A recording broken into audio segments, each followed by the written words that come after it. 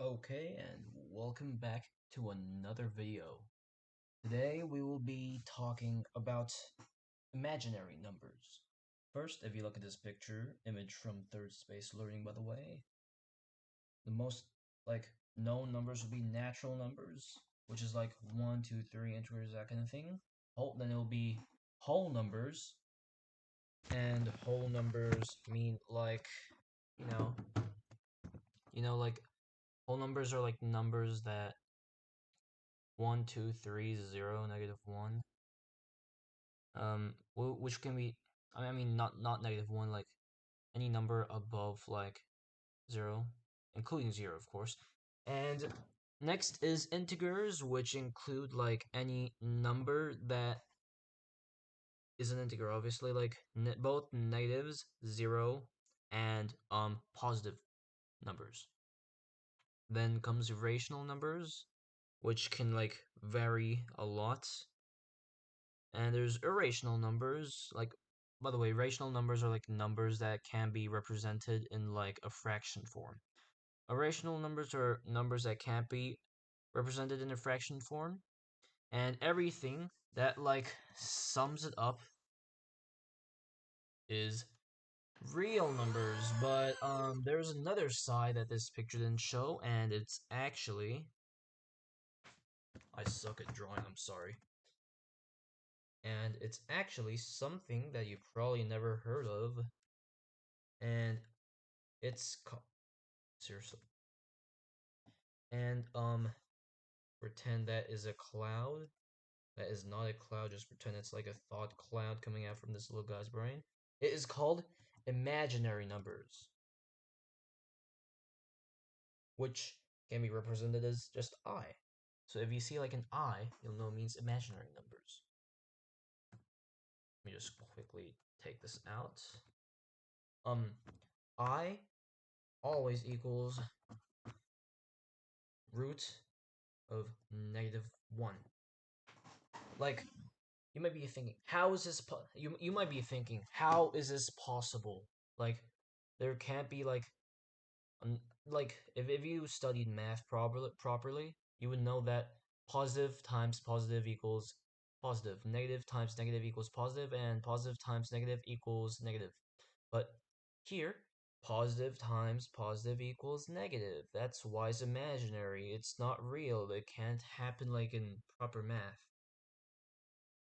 So like when the numbers like there's like there are numbers that can be written as a multiple of the imaginary unit I, which is I the square root of number 1. Like, for example, if you had like root -3, actually no, that is a very bad example. Let's do -9. You would be able to tell like it would be -1 times 3 times 3, and since there's double, it comes out as 3 -1, which would be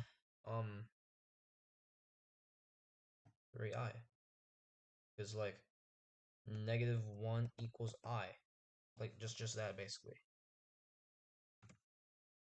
It's yeah, it's pretty much that simple. That's what it is. Just I equals root -1, and you just have to like utilize it to for like everything else. Like, let's see, 36i. You would see, like, if you had to like show this in like root form, actually that would be a very big number. Let's go with 6i. If you had to show this in like a root form, 6, you had to like add like the power of 2 to them, which would be 36 times I would be -1. I is always -1. That like root of -1 that never changes. So 36 times -1. So 6i as a root form in root form would be -36. Also, a little fun fact that you'll have to remember is let's see, like just I equals root of -1, right? But if you like, I squared would be -1. I cubed would be negative I quadrupled would be 1. And I to the power of 5 would be I. And yeah, pretty much just loops on like that. It just goes around and around and around, doesn't stop. Like it just keeps going on, just keeps going on. That's like an interesting little fact you probably will have to remember, and that's pretty much yeah, that's pretty much it for imaginary numbers. Thank you for watching. I know that I'm kind of bad at explaining. I promise I'll keep practicing till I get better. My dream is to yeah, educate everybody. Anyways, yeah, thank you for watching. If you have any questions, please feel free to comment it down below.